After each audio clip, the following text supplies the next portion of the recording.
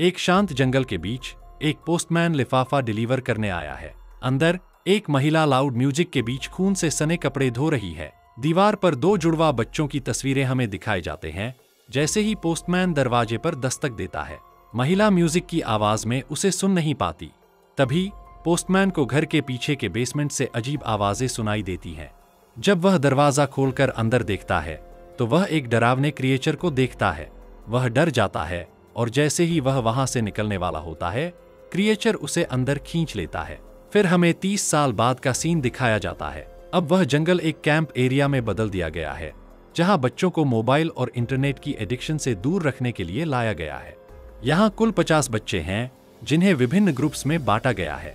Camp के manager, जो बच्चों के लिए उत्साही और मददगार हैं, उन्हें समझाते हैं कि यह एक छुट्टी की तरह है, जहां वे प्रकृति का आनंद लें, विभिन्न गतिविधियों में भाग लें और नए दोस्त बनाएं। इस कैंप में बच्चों को यह सिखाने की कोशिश की जाती है कि वे बिना तकनीक के भी कितना मजा कर सकते हैं, जिससे वे इस ट्रिप से कुछ नया सीखकर और जानकार हो सकें। सभी बच्चों के मोबाइल और लैपटॉप ले लिए जाते हैं ताकि उन्हें इस समय का सदुपयोग करने और अपने आसपास के वातावरण का अनुभव करने का मौका मिले। कैंप के मैनेजर उन्हें ऊर्जा प्रदान करने के लिए गर्मजोशी से स्वागत करते हैं और उनकी एक नई शुरुआत के लिए प्रेरित करते हैं। अब हम उसी पुराने घर का सीन देखते हैं, जहां 30 साल बाद वह महिला बूढ़ी हो चुकी है।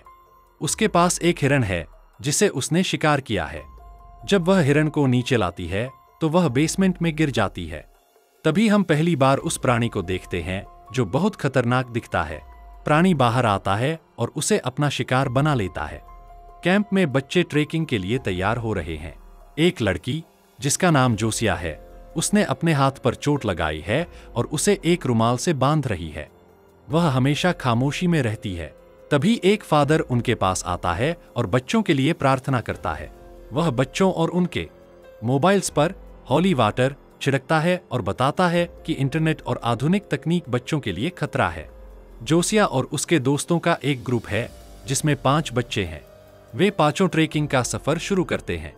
रास्ते में 2 बच्चों के बीच झगड़ा हो जाता है, जिससे एक बच्चा गिर जाता है और घायल हो जाता है।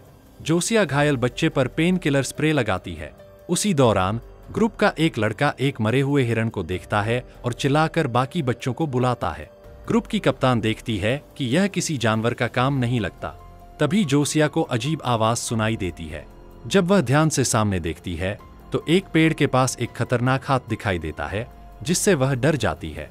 उसी रात ग्रुप लीडर पूछती है कि वे यहाँ क्यों आए हैं। जोसिया का एक दोस्त बताता है, मैं YouTube पर नंबर 1 गेमर था और मेरे चैनल पर 10 लाख सब्सक्राइबर्स भी थे, लेकिन इसके लिए मैंने कई बार स्कूल की क्लासेस बंक की, जिससे मेरे माता पिता परेशान हो गए और मुझे इस कैंप में भेज दिया। मैं गेमिंग चैंपियनशिप में हिस्सा लेना चाहता था, लेकिन अब यहाँ फंस गया हूँ। उसी बातचीत के दौरान कैंप के पास एक जंगली लोमड़ी आ जाती है, लेकिन ग्रुप लीडर वहां से भगा देती हैं। फिर जोसिया का एक दोस्त पूल के पास बैठकर सिगरेट पी रहा होता है और उसके साथ जोसिया की एक फ्रेंड भी वहीं आकर सिगरेट जलाती है। दोनों साथ में धुएं के छल्ले उड़ाते हुए काफी देर तक बातें करते हैं। रात काफी हो चुकी थी तो वे सोने के लिए उठते हैं। जैसे ही दोस्त अपना मोबाइल निकालता है, जिसे उसने जमा नहीं किया था और छुपा कर रखा था, तभी वहां कुछ अजीब घटता है।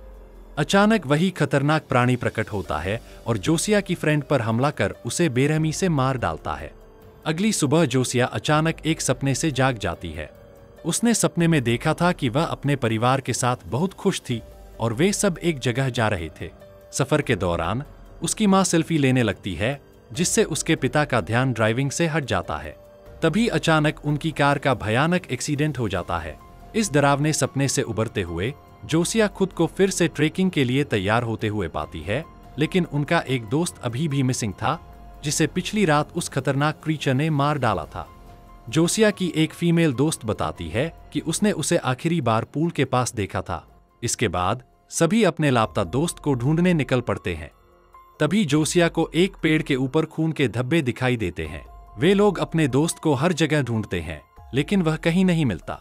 तब ग्रुप की लीडर जोसिया और एक और बच्चे के साथ उसे तलाशने निकलती है। इस दौरान जोसिया के 2 दोस्त कैंप के पास ही बैठे होते हैं। आखिरकार जोसिया और बाकी दोस्त उस प्राणी के घर तक पहुंच जाते हैं। उन्हें उम्मीद होती है कि उनका दोस्त हो सकता है। जहां से एक बेहद गंदी बदबू आ रही होती है। हिम्मत जुटाकर वे बेसमेंट की ओर जाते हैं और वहां अपने दोस्त की बुरी तरह क्षत विक्षत हो चुकी लाश देखते हैं। यह दृश्य देखकर सभी के रोंगटे खड़े हो जाते हैं और खौफ के मारे जड़ हो जाते हैं। तभी अचानक वही खतरनाक प्राणी वहां अधमकता है, जिसे देखते ही वे भागने की कोशिश करते हैं। ग्रुप लीडर तेजी से एक बच्चे को पिछले रास्ते से बाहर निकालने में सफल हो जाती है, लेकिन जब वह खुद बाहर आने लगती है तभी अचानक उनके मृत दोस्त का फोन बजने लगता है। यह आवाज उन्हें और भी डरा देती है, लेकिन इससे पहले कि वे कुछ कर सकें, प्राणी आकर ग्रुप लीडर पर हमला कर देता है। वह उसकी गर्दन काटकर उसका सिर बाहर फेंक देता है। दोनों बच्चे यह खौफनाक मंजर देखकर घबराहट में वहां से भाग जाते हैं। दूसरी ओर हम देखते हैं कि दो दोस्त आपस में गहरी बातचीत कर रहे होते हैं। लड़का कहता है कि उसने अपनी जिंदगी में कई खतरनाक गलतियां की हैं, जिनके लिए उसे गहरा पछतावा है। वह बताता है कि उसकी ये गलतियां उसके लिए एक बोझ की तरह हैं। जैसे ही वे इस विषय पर चर्चा कर रहे होते हैं, अचानक पीछे से वह खतरनाक प्राणी आता है। वह लड़की के सिर में एक लकड़ी की छड़ी घुसा देता है और वह छड़ी उसके मुंह से बाहर निकल आती है, जिससे उसकी मौके पर ही जान चली जाती है। यह डरावना मंजर देखकर जोसिया का दोस्त सन्न रह जाता है और आतंकित होकर भागने लगता है। भागते भागते वह एक पुराने चर्च में पहुंचता है, जहां वह उसी फादर से सामना करता है जो पहले उनके कैंप में आया था। जोसिया का दोस्त हड़बड़ी में फादर को सारी घटना बता देता है, मदद की आशा में, लेकिन फादर उसकी बातों को नजरअंदाज कर देते हैं और जोसिया के दोस्त को बेहोश कर देते हैं। फिर वे उसे एक कुर्सी से मजबूती से बांध देते हैं। जब जोसिया का दोस्त होश में आता है तो फादर उसे घूरते हुए कहते हैं, मैं तुम जैसे लोगों को बहुत अच्छे से जानता हूँ। तुम अपनी जिंदगी में उलट पुलट करते हो और फिर यहाँ भाग आते हो। वह जोड़ते हैं, तुम पिछले साल भी यहाँ आए थे, है ना? तुम जैसे लोग बस समाज के लिए सिरदर्द हैं। तभी फादर को बाहर से कुछ अजीब सी आवाज सुनाई देती है। वह चिंता में बाहर जाने का निर्णय लेते हैं। जैसे ही वह बाहर निकलते हैं, वही खतरनाक प्राणी उनके सामने प्रकट होता है और उन्हें पकड़कर बुरी तरह से हमला करना शुरू कर देता है। फादर की चीखें सुनाई देती हैं। वही खतरनाक प्राणी फादर को पकड़कर एक ग्राइंडिंग मशीन में फेंक देता है, जिससे उनकी पूरी शरीर पीस जाती है और एक अत्यंत दर्दनाक मौत हो जाती है। भयानक घटना के बीच जोसिया का दोस्त किसी तरह खुद को मुक्त कर लेता है। अपनी जान बचाने के लिए वह एक बड़े बॉक्स के अंदर छिप जाता है। फिर जोसिया और उसका दोस्त भागते भागते एक अनजान व्यक्ति के घर में पहुंच जाते हैं, जहां उन्हें थोड़ी देर के लिए सुरक्षित महसूस होता है। और यह अनजान व्यक्ति कोई और नहीं बल्कि वही पोस्टमैन है जिसे हम 30 साल पहले उस घर के पास देखा था। जब वे पोस्टमैन से मदद की गुहार लगाते हैं तो वह उन्हें उस खतरनाक प्राणी की कहानी सुनाना शुरू करता है। वह बताता है कि कुछ साल पहले एक महिला अपने जुड़वां बेटों के साथ उस घर में रहती थी। एक दिन आसमान से एक आग की गेंद जंगल में गिरती है और दोनों बच्चे इसे एक रहस्यमय पत्थर समझकर अपने घर ले आते हैं। रात को वे इसे अपने बिस्तर के नीचे छिपा देते हैं, लेकिन जैसे ही रात बढ़ती है, उस गेंद से एक अजीब काला तरल निकलने लगता है, जो धीरे धीरे उन बच्चों के भीतर समा जाता है। इसके परिणामस्वरूप दोनों बच्चे अजीब तरीके से बदलने लगते हैं और उनके व्यवहार में भयानक परिवर्तन आने लगता है। इसके परिणामस्वरूप दोनों बच्चे अजीब तरीके से बदलने लगते हैं और उनके व्यवहार में भयानक परिवर्तन आने लगता है। वे बच्चे इतने खतरनाक बन गए कि उन्होंने अपने ही को मारकर खा लिया। उनकी इस भयानक स्थिति को देखकर पोस्टमैन की मदद करने वाली महिला घबरा गई और उसने दोनों को हमेशा के लिए उस बेसमेंट में बंद कर दिया। सालों तक वह उनके लिए खाना लाती रही, लेकिन एक दिन वह भी उन बच्चों की भूख का शिकार बन गई। इस कहानी का एक महत्वपूर्ण मोड़ यह है कि वह कोई और नहीं बल्कि वही जुड़वां बच्चे थे और खतरनाक प्राणी भी अकेला नहीं था। दरअसल वह दो थे।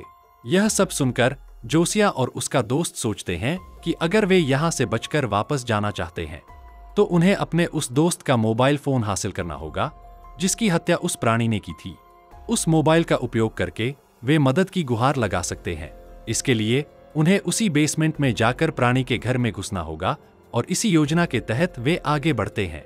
जोसिया घर के बाहर पहुंचकर अपने दोस्त को एक नाइफ देती है और उसे वहीं रुकने का आदेश देती है। फिर वह खुद अंदर जाती है। वहां जाकर वह मोबाइल को सुरक्षित लेने में सफल हो जाती है, लेकिन जब वह बाहर भागने लगती है तभी वह खतरनाक प्राणी अचानक सामने आ जाता है और उसे पकड़ लेता है। प्राणी का ध्यान जोसिया पर होता है, जैसे उसे उसकी ओर खींचा जा रहा हो। इसी बीच जोसिया का दोस्त पीछे से आकर प्राणी पर जोरदार हमला कर देता है, जिससे प्राणी का गुस्सा भड़क उठता है। वह जोसिया के दोस्त को बुरी तरह से घायल कर देता है।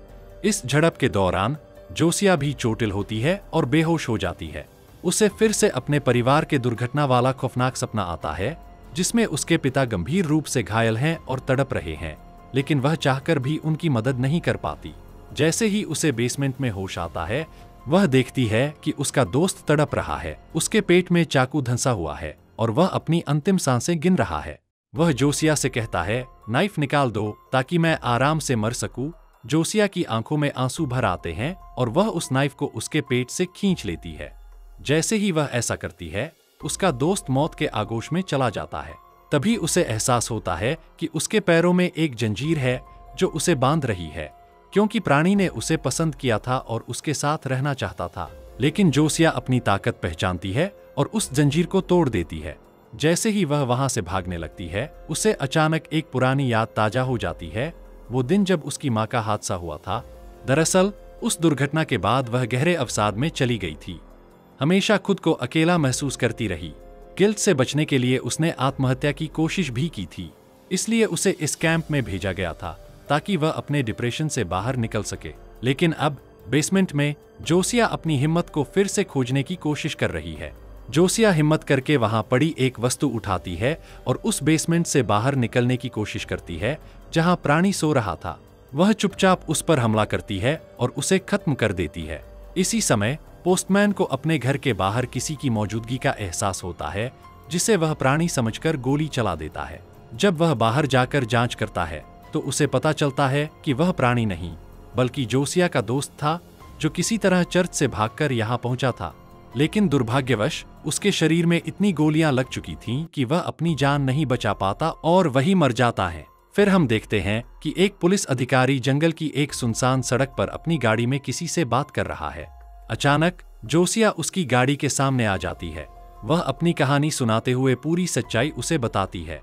पुलिस अधिकारी सहानुभूति दिखाते हुए उसे अपनी गाड़ी में बिठा लेता है। उसे कैंप में वापस ले जाते वक्त रास्ते में उन्हें प्राणी का भाई जमीन पर पड़ा हुआ दिखाई देता है। यह देखकर पुलिस अधिकारी अपनी गाड़ी रोक देता है और सोचता है कि शायद उसे मदद की जरूरत है। जोसिया उसे चिल्लाकर उस प्राणी के पास जाने से मना करती है, लेकिन वह उसकी चेतावनी को अनसुना कर देता है।